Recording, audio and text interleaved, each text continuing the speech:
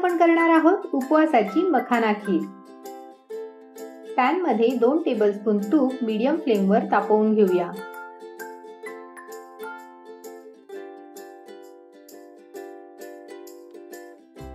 तूप तापला आहे, त्यात 2 टेबलस्पून ड्रायफ्रूट टाकून परतवूया। ड्रायफ्रूट्स परतले गेले आहेत, काढून घेऊया।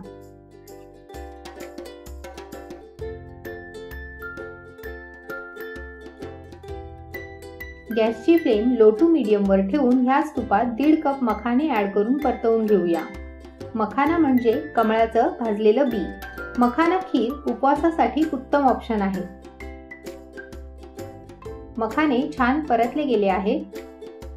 मखाना असा क्रश झाला पाहिजे। तुपात भाजलेल्या 1.5 कप मखान्यांपैकी अर्धा कप मखाने आणि 5 काजू यांची मिक्सी जार मध्ये पूड करून घेऊया। ही पहा, ह्याप्रमाणे। कढईमध्ये अर्धा लिटर दूध गरम करायला ठेवले आहे। दूध बॉईल झाले आहे, त्यात चिमूटभर केशर, मखाने आणि काजूची पावडर टाकून मिक्स करूया। मखाने आणि काजूची पावडर टाकल्याने खीर थिक होते। आता उरलेले 1 कप मखाने ऍड करून मिक्स करूया। बाजूला जमा होणारी साय स्क्रेप करून दुधात ऍड करूया। 6 ते 7 मिनिटं खीर मीडियम फ्लेमवर शिजवून घेऊया। 7 मिनिटं झालेली आहेत, त्यात पाव कप साखर आणि अर्धा टीस्पून वेलची पावडर टाकून मिक्स करूया। अजून 2 मिनिटं खीर बॉईल करून घेऊया।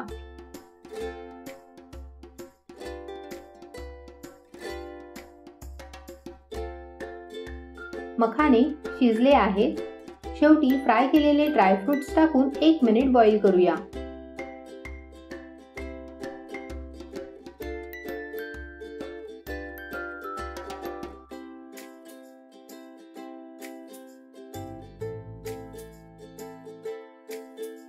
मखाना खीर रेडी आहे। गॅसची फ्लेम बंद करूया। सर्व करूया। तुम्हाला जर ही रेसिपी आवडली असेल तर व्हिडिओला लाईक, शेअर आणि चॅनलला सबस्क्राईब जरूर करा। ड्राय फ्रुट्सने गार्निश करूया।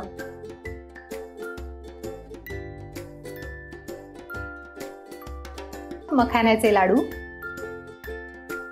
लो टू मीडियम फ्लेमवर कढईमध्ये अर्धा कप बदाम भाजून घेऊया। बदाम भाजायला साधारण 3 ते 4 मिनिटं लागतात।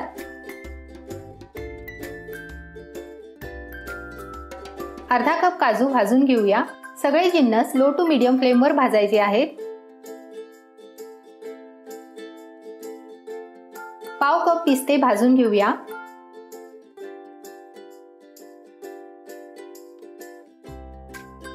अर्धा कप किसलेलं सुकं खोबरं भाजून घेऊया। खोबरं जास्त भाजू नका, नाहीतर ते कडवट लागेल।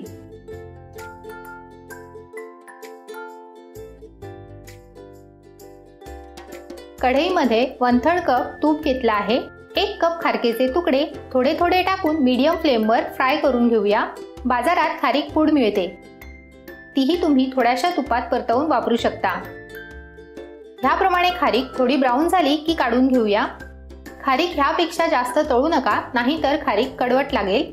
ह्याप्रमाणे सगळी खारीक तळून घेऊया। आता ह्याच तुपात 3 कप मखाने रोस्ट करून घेऊया। मखाने रोस्ट झाले आहेत। मखाने असे क्रश झाले पाहिजेत। खारीक गार झाली की ती अजून डार्क दिसते, कारण आपण जेव्हा तुपातून खारीक काढतो तर त्याची कुकिंग प्रोसेस चालूच असते आणि खारीक गोड असल्यामुळे ती कॅरमलाइज होऊन डार्क होते। मिक्सरमध्ये टाकून ह्याची पूड करूया। खारीक पूड करताना मिक्सर पल्स मोडवर म्हणजेच चालू बंद करून पूड करा, नाहीतर मिक्सरच्या भांड्याचा ब्लेड तुटू शकतो। किंवा तुम्ही खारीक खलबत्त्यात थोडी कुटून घ्या आणि मिक्सरमध्ये बारीक करा। खारीक पूड रेडी आहे। ह्याप्रमाणे बाकीच्या जिन्नसांची पूड करून घेऊया। मोठ्या बोलमध्ये रोस्टेड मखान्याची पूड, खारीक पूड, काजू, बदाम आणि पिस्त्याची पूड टाकूया। भाजलेलं सुकं खोबरं टाकूया। ह्याची मी पूड केलेली नाही, तुम्हाला हवा असल्यास तुम्ही पूड करून ऍड करू शकता। आता हे सगळं नीट मिक्स करूया। सगळे जिन्नस नीट मिक्स झाले आहेत। मीडियम फ्लेमवर कढईमध्ये 2 टेबलस्पून तूप टाकलं आहे. तूप गरम झालं आहे. त्यात 1.5 कप गूळ टाकूया. गूळ वितळेपर्यंत सतत ढवळायचा आहे. गूळ मेल्ट झाला आहे. गॅसची फ्लेम बंद करूया. तयार केलेली पावडर टाकून नीट मिक्स करूया.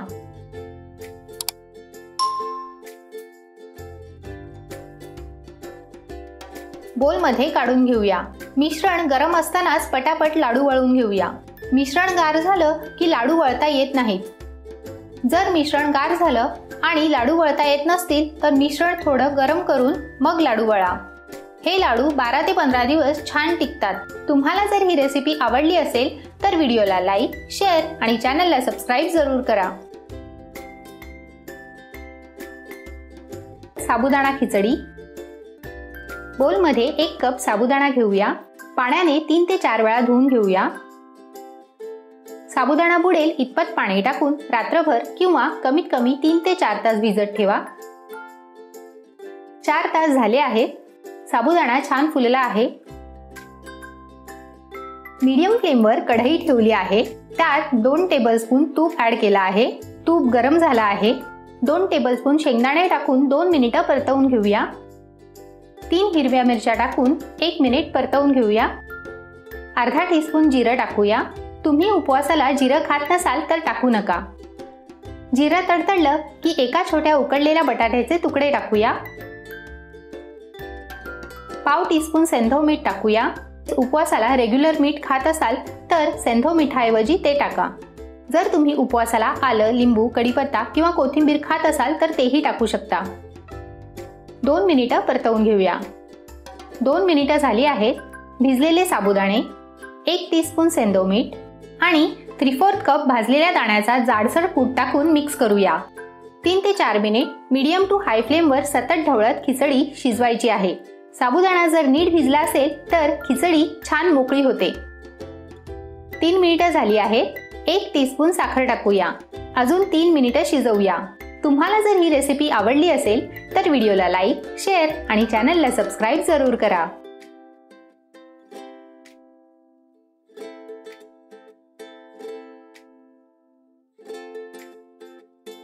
चविष्ट साबुदाणा खिचडी तयार आहे.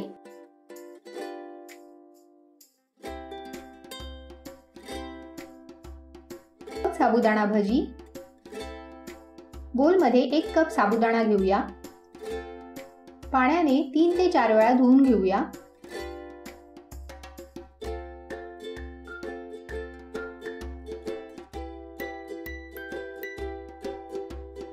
साबुदाणा 4 वेळा धुवून घेतला आहे.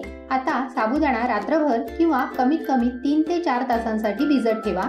भिजत ठेवताना त्यात साबुदाणा बुडेल इतपत पाणी टाकूया.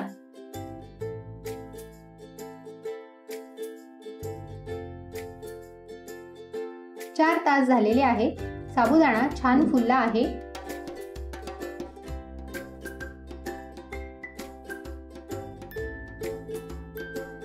मोठ्या बोलमध्ये काढून घेऊया जेणेकरून आपल्याला बाकीचे जिन्नस मिक्स करायला सोपं जाईल. 2 मीडियम साईजचे बटाटे वाफेवर उकडून किसून घेतले आहेत ते टाकूया. अर्धा कप भाजलेल्या दाण्यांचा कूट, 2 कुटलेल्या हिरव्या मिरच्या टाकूया. अर्धा टीस्पून जिरं आणि चवीनुसार सेंधव मीठ ऍड करूया. मिश्रण छान मळून घेऊया.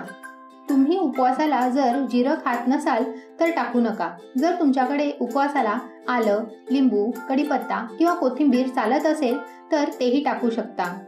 तसेच उपवासाला रेग्युलर मीठ खात असाल तर सेंधव मिठाऐवजी ते टाका. 2 टेबलस्पून भगर पीठ ऍड करूया. या पिठाने भजी कमी ऑइली आणि क्रिस्पी होतात. साबुदाणा वडा, भजी, पराठा किंवा कटलेट करताना नेहमी वाफेवरच बटाटा शिजवा. वाफेवर बटाटा शिजवणे म्हणजेच कुकरच्या भांड्यात स्वच्छ धुतलेले बटाटे पाणी न टाकताच झाकण लावून शिजवणे. असं शिजवल्यामुळे बटाट्यांमध्ये पाण्याचा अंश नसतो. त्यामुळे आपण जी रेसिपी करतो ती सॉगी होत नाही. अजून एक टीप आहे ती म्हणजे उकडलेले बटाटे गार झाल्यावरच रेसिपीमध्ये वापरावेत. भजीचं मिश्रण तयार झालं आहे. भजी तळून घेऊया. कढईमध्ये मीडियम टू हाय फ्लेमवर तेल तापलं आहे. त्यात भजी सोडूया. तेलात त्यात टाकल्या भजी हलवू नका. मीडियम टू हाय फ्लेमवर भजी तळून घेऊया. 1 मिनिट झाला आहे. भजी थोडी हलवूया.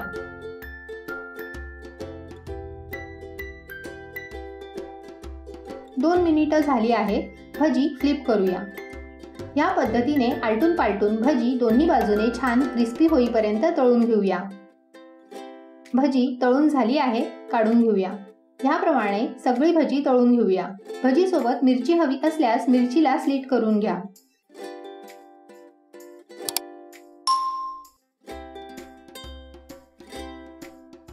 गॅसची फ्लेम बंद करून गरम तेलात मिरच्या काळजीपूर्वक तळून घ्या. तुम्हाला जर ही रेसिपी आवडली असेल तर व्हिडिओला लाईक, शेअर आणि चॅनलला सबस्क्राईब जरूर करा.